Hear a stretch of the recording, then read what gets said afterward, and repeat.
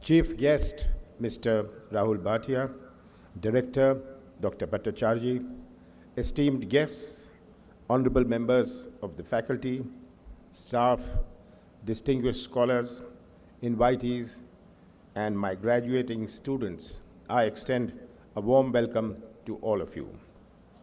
It is with great pleasure that I address the convocation of the Institute of Management Technology, Nagpur. The IMT family has nurtured some of the brightest minds in management. It is for you at Nagpur to raise the bar in being recognized among the top business schools in the country. I would like to welcome my friend Mr. Rahul Bhatia, founder and Group MD of Interglobe Enterprises, who I think is a magician of the skies. Indigo is a success story that we experience every time we decide to travel by air. And Indigo is the most successful airline in India, perhaps in the world. The 21st century is an extraordinary time we are living in. This is in an age where the world is finding itself on a completely different growth curve. The growth curve 20 years ago was different, 30 years ago was different. The ingredients and the components of growth curves were different. But in this age, the growth curve is almost entirely different to the growth curve of the past. Technology services that you wouldn't have been able to imagine even a year ago, forget about 3 years or forget about 5 years, are indispensable to your lifestyle today. Obscure sounding words have become everyday verbs. Verbs like, can you Google it for me? Every time we are using this so frequently, can you Google it to me? And then saying, I will WhatsApp the details, or Paytm karo.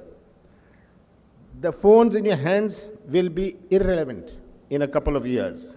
The application installed on your phones will perhaps be outdated in a few months' time. This is where future business leaders like you face the extraordinary challenge of being 21st century managers. Being 21st century managers and 20th century managers was entirely different. If you do not know how to evolve continuously according to evolving cultural, economic, technological, and political realities of the world, it wouldn't be too long before you become a dinosaur. Because, as we know, for every example of a Google and Apple, there is a Yahoo and a BlackBerry. I am sure all of you are geared to head towards the highest glories in your chosen field. Yet, there is no doubt that there will be a lot of turbulence in the air. This is where formal education to management gives you the required toolkit to solve complex business problems in the context of today's world. Having said that, it is imperative that management educational itself revolutionizes. And this is where what is happening in the last 4 or 5 years, not only in India, but all over the world, in the best business schools in the United States and Europe, where business schools themselves have to revolutionize. Traditional MBAs, which were steeped in theoretical analysis of business problems, and the coursework often lag behind in capturing the emerging dynamics. This is changing now. Top schools, it's the top schools, whether it's Harvard or Kellogg, it's the top schools of the world which are leading the charge by embracing flexibility in courses to offer a wide range of perspectives through the classroom while introducing experiential learning. Experiential learning models, by that I mean modules which are based on experience, that give students the hands-on opportunity to solve real-world business problems. We are also exploring ways to widen the lens of the MBA program by enabling cross-pollination between different programs, as well as tying our curriculum with subjects pertinent to today's time and age. Globalization, today's age of globalization, today's age of a new entrepreneurship. We are seeing in India so many startups as never before. We are seeing venture capitalists come in as never before. And this has to be tied up with the new curriculum which is pertinent to today's time. It is very important that we look fluidly across cultures and countries and are prepared to solve complex problems in an international framework. Just like how business schools such as ours, the larger business world too, is leveraging collaboration to identify new growth opportunities, facilitate knowledge transfer, and create new competencies. Business does not function in silos anymore. Sharing economy is the new norm. There is a transition of enterprises from being static individual units to becoming dynamic chains of a larger ecosystem. The primary enabler of all this, of these dramatic changes which is taking place, is technology. Cloud computing.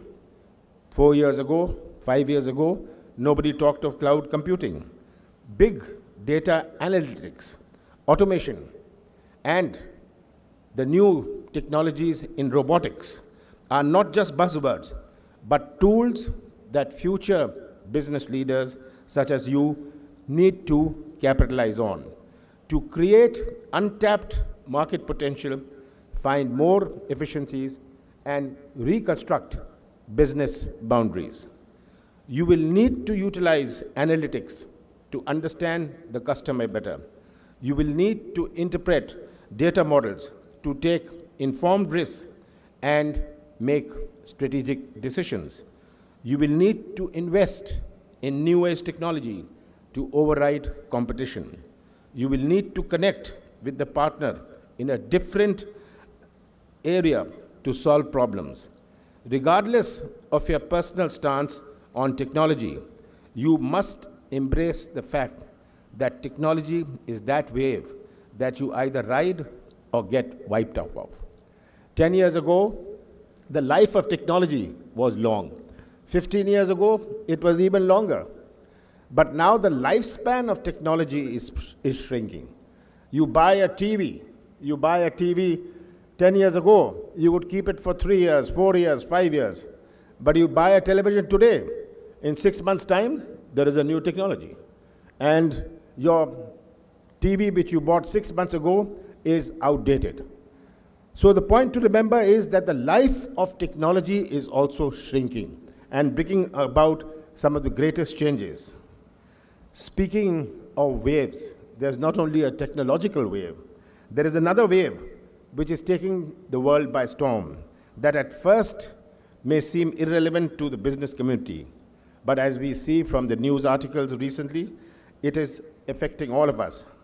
We all know that a new government in the United States is and can severely impact our IT industry, or how business leaders around the world are struggling to find ways to implement cost-effective supply chain networks in the face of protectionist policy. There was a stage of globalization, where globalization was a buzzword. Today, the buzzword is nationalism. And countries who were champions of globalization are now becoming the champions of nationalism. Brexit, Trump, and the expected win of right-leaning parties is a clear demonstration of the new wave of nationalism which is taking over the world. Managers around the world will face a very tricky situation of delivering value to the stakeholders, while at the same time maneuvering around governments and popular sentiments. This is a very fine balance, requiring foresight for the long term and flexibility for the short term. Everything you have learned and absorbed here will be put to use in this contradictory mix of globalization and protectionism. I am deliberately using the word contradictory mix because in the last decade, global economies opened up to each other, making it impossible for regions to remain isolated to business elsewhere. But as the next generation of business leaders, your challenge is two-pronged. You have to solve issues emerging from economic nationalism and anti-globalization rhetoric, while continuing to meaningfully collaborate with global partners to exchange ideas, products, capital, terms, and be able to rise above the barriers and bring greater good. Bringing greater good is that one aspect of being a successful business leader that is often ignored. In the chase of bottom lines, we forget where to draw the line between profit and profiteering. As leaders of future firms, you will just not need to manage your financial obligations, but also fulfill your social and environmental responsibilities. It is just not P for profit, but P also stands for people and planet. It will be your responsibility to align your business goals in a way that just do not only deliver economic value, but contribute to a sustainable environment and a better community. The challenge will now be how do we engage with the community so that the community feels the benefits of business. Above all, you will have to be a role model. Your organizational ethics is an extension of your personal ethics and vice versa. What you do in your professional life permeates into your personal life. One great decision today will set the course for many to follow, and before you know it, you will find yourself mired in self-doubt and cognitive dissonance. Let your personal code of integrity and fairness and honesty guide you, along with your company's moral code. The biggest names in the business world are also exemplary men and women of honor and anecdote from their lives. This should serve as examples of humility, grace, perseverance, and hard work to all of you. With these words, before I conclude, I'd like to thank Mr. Rahul Bhatia again for having taken the time to come all the way from Delhi to Nagpur for this convocation. And to all of you students who are graduating today, I wish you success in your chosen fields and look forward to reading about your success in the media. Do keep the IMT flag flying high. Thank you very much.